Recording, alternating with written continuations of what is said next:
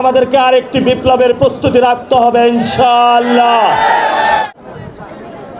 রংপুরে নতুন একটি বিজয়ের সূচনা হয়েছে, সেটা কি আপনারা টের পেয়েছেন? সেটা হলো আওয়ামী লীগের যে দোসর ছিল জাতীয় পার্টি, সেটা রংপুর থেকে ওয়াশ আউট হয়ে গিয়েছে। প্রিয় রংপুরবাসী, আমরা বাংলাদেশের খুব সংকটের মুহূর্তে যাচ্ছি। আগামীকাল সংসদ অধিবেশন শুরু হচ্ছে।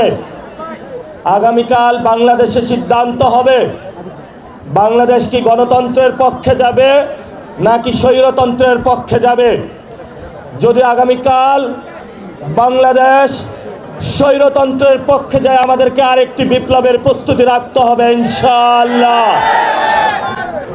আমরা অনেক ভুল করেছি, আমরা অনেকের প্রতি দয়া দেখিয়েছি, অনেকের প্রতি মায়া দেখিয়েছি, অনেকের প্রতি সহনশীল আচরণ করেছি, ভদ্র ব্যবহার করেছি, সভ্য সমাজের সূচনা করেছি।